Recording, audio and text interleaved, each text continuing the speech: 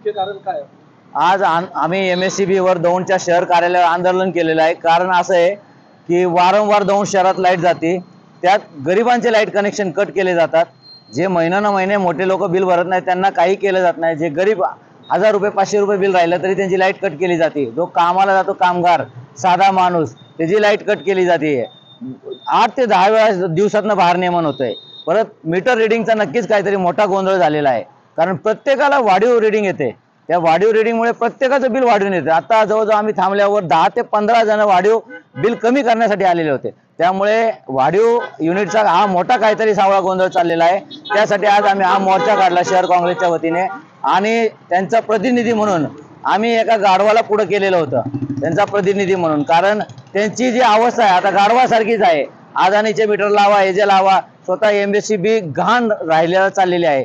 मरणाचं light bill वसूल होत असताना आणि सर्वात फायद्यात असणारी संघटना आज तोट्यात दाखवून अदानीला विकायचा प्रयत्न चाललेला आहे। यासाठी दौंड शहर काँग्रेस कमिटीच्या वतीने आज निषेध आंदोलन करण्यासाठी व निवेदन देण्यासाठी त्यांना आम्ही आज इथं आलेलो होतो। अदानीचे मीटर लावण्यात आलेले त्या बाबतीत नागरिकांमध्ये खूप संभ्रम आहे, त्याबद्दल काय सांगाल? त्यांचं MSCBचं म्हणणं असं आहे की या मीटर आपोआप येणार आहे, पण ते आपोआप येणारं रिडिंग कुठेतरी तुमची सुद्धा लाईट खाणार आहे आणि त्याचं बिल तुम्हालाच येणार आहे। म्हणजे जेवढी सोय वाढवणार आहे तिचा माती ग्राहकांच्याच माती मारणार आहे सगळा कर। त्यामुळे अदानीचे मीटर हे नक्कीच काहीतरी मोठा गोंधळ आहे आणि हा एका उद्योगपतीला फायदा पोहोचवण्याचा सरकारचा प्रयत्न आहे, बाकी काही नाही। GR वगैरे काय आहे का अदानीचे मीटर कंपल्सरी नागरिकांच्या घरात लावण्यात यावे? तसा काही यांच्याकडे GR नाही आहे। त्यांचं म्हणणं आहे 5-10 कंपन्या आहे, पण जास्त करून मीटर अदानीचेच आलेले आहेत आणि त्यांचेच मीटर बसवलेले जात आहे। हा मोठा सावळा गोंधळ आहे। येणाऱ्या काळामध्ये आपण काय नेमकं काय पाऊल उचलणार आहे? अदानीचे मीटर जर असे सगळीकडे लागत असेल तर आम्ही नक्कीच निषेध करणार व ते लावू नये लोकांनी, ह्याच्यासाठी आंदोलन करणार आहे। लोकांना काय सांगणार? लोकांना हे सांगणार आहे की अदानीचे जे मीटर येणार आहे ते त्यांनी लावून घेऊ नये। आपले जे रेग्युलर मीटर चालू आहे तेच राहून द्यावे व त्यात होणारा भ्रष्टाचार उघड करण्यासाठी आम्हाला सहकार्य करावे। अदानीचे मीटर लावल्यानंतर यांना काही पैसे वगैरे मिळतात का, एक्स्ट्रा चार्ज?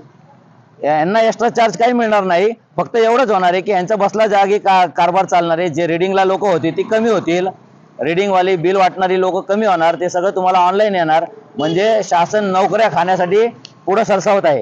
एखाद्या नागरिकांना अदानी समोरचं मीटर लावायचं नसेल तरी ते लावत असेल, त्या बाबतीत तुमचं काय नेमकी काय भूमिका असणार? असं जर कुठं होत असेल तर त्यांनी आमच्याशी संपर्क करावा, आम्ही त्याला सपोर्ट करायला तयार आहोत व मीटर लावून देणार नाही।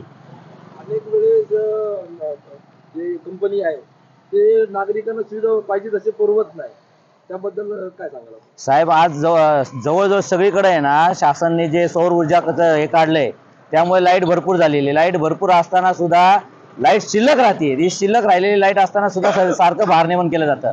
भारनियमन करत असताना लोकांचे फोन उचलले जात नाही, नावाला ग्रुप काढले त्याच्यावर कोणताही मेसेज टाकला जात नाही। सुविधा देण्याच्या नावाखाली यांनी लूट चालवलेली आहे। त्यांची बाजारपेठ दिवसेंदिवस बकल होत चालली, त्यामध्ये यांचाही काय हातभार आहे असं आपल्याला वाटतंय? 100% यांचा हातभार आहे आणि अनेक वेळा तुमचे पत्रकार मित्र आम्ही हे अनेक वेळा उघड केलेलं आहे की यांनी सारखे बाजारपेठेतली लाईट घालून त्यासाठी वेगळी लाईन नाही, बाजारपेठेसाठी वेगळा DP नाही, बाजारपेठेसाठी वेगळा फिडर नाहीये। हा फिडर तुम्ही जिथं लाईट चोरीला होती त्याच्याशी जोडला गेलेला आहे बाजारपेठेचा, त्या फिडरचा ताण ह्याच्यावर पडल्यामुळे सारखी लाईट जाते आणि ह्याच्यामुळे बाजारपेठ संपण्यात नक्कीच दौंड MSCBचा मोठा हात आहे। आपण काँग्रेस असेल, राष्ट्रवादी काँग्रेस असेल किंवा अनेक पक्ष असतील जे वारंवार येऊन इथं ठिय्या आंदोलन करतात किंवा निषेध मोर्चा काढतात, मात्र यांना काही जाग येत नाही, तर येणाऱ्या काळामध्ये आपण नेमकं काय पाऊल उचलणार? मुळात काय आहे माहिती आहे का, यांना जाग येत नाही याचं कारण सरकार आहे।